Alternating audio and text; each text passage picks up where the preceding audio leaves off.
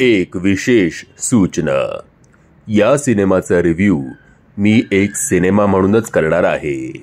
स्वातंत्र्यवीर सावरकर प्रेमी किंवा स्वातंत्र्यवीर सावरकर हेटर म्हणून नाही, तसंच बीजेपी किंवा काँग्रेसचा कार्यकर्ता म्हणून नाही। धन्यवाद।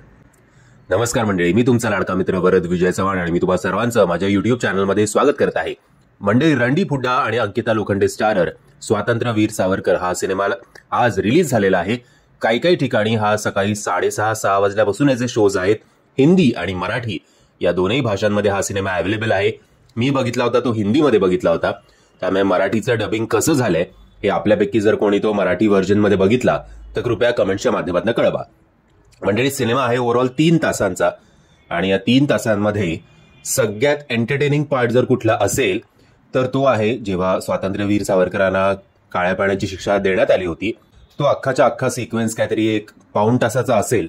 त्या पाऊण तासामध्ये रणदीप हुड्डाचं ट्रान्सफॉर्मेशन, तो जो काही फेज आपण मोठ्या पडद्यावर बघतो की कुठल्या कुठल्या गोष्टींना कसं कसं सावरकर सामोरं गेले, ते बघून ऍक्च्युली अंगावर काटा येतो। आणि काही असे सुद्धा वाक्य आहेत ज्याच्यामुळे तुम्हाला थिएटरमध्ये टाळ्या आणि शिट्या वाजलेल्या सुद्धा ऐकायला मिळतील। सो नो डाऊट जे त्यांचे फॉलोअर्स आहेत ते तरी हा सिनेमा नक्कीच खूप एन्जॉय करतात। पण तो काळ्या पाण्याची शिक्षावाला जो काही सिक्वेन्स आहे तो बघितल्यानंतर तुम्ही त्यांचे फॉलोअर असाल किंवा फॉलोअर नसाल तरी सुद्धा तुम्हाला त्यांच्याबद्दल एक सॉफ्ट कॉर्नर नक्कीच येतो बाबा, याच्यात काही शंका नाही। आणि खास करून त्या सिक्वेन्समध्ये रणदीप हुड्डाचं जे ट्रान्सफॉर्मेशन आहे ते कमाल आहे बुवा। मतलब हॉलिवूडमध्ये बरेच वेळा आपण बघतो की एक ऍक्टर कसं स्वतःला त्या भूमिकेत नीट योग्य पद्धतीने आपल्यासमोर प्रेझेंट करण्यासाठी कुठल्या बॉडी ट्रान्सफॉर्मेशनला सामोरं जातो। काही नाही, बऱ्याचशा बाबतीत रणदीप हुड्डानी तसंच केलंय। त्याचं बॉडी लँग्वेज असो, त्याचे लुक्स असो, आणि खास करून जेव्हा काळ्या पाण्याची शिक्षाचा सिक्वेन्स होता तेव्हा मी कुठेतरी वाचलं होतं जेव्हा याचं शूटिंग चाललं होतं की तो फक्त काही बदाम किंवा थोडेसे ड्रायफ्रुट्स दिवसाला खायचा डाएट म्हणून, बाकी तो काहीही खात नसे।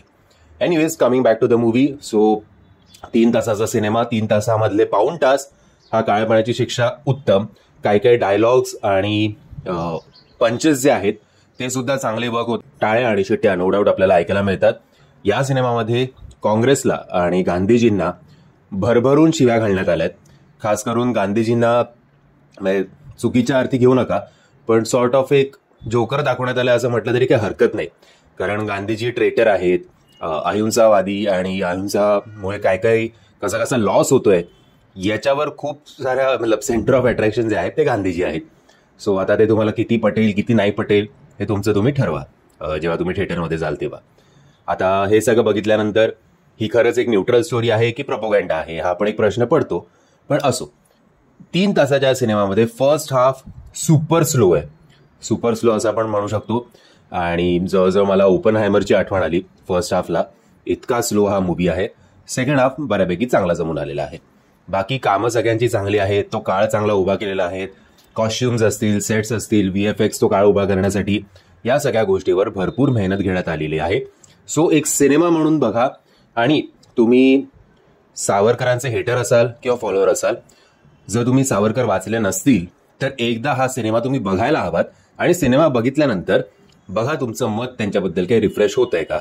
नाहीतर मग सिनेमा म्हणून पण बघायचं असेल तर टाइमपास म्हणून बघा, नाहीतर मडगाव एक्सप्रेस हा सिनेमा आहे जर तुम्हाला एकदम कॉमेडी मध्ये जायचं असेल तर।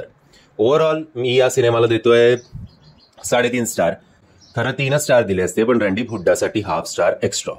मंडळी, जर तुम्ही हा सिनेमा बघितला असेल आणि तुम्ही माझ्या मतांशी सहमत असाल किंवा असहमत असाल तर मला कमेंटच्या माध्यमातून कळवा। आणि जर तुम्हाला हा व्हिडिओ आवडला असेल तर प्लीज या व्हिडिओला लाईक, शेअर आणि चॅनलला सबस्क्राईब करायला विसरू नका। जय हिंद, जय महाराष्ट्र।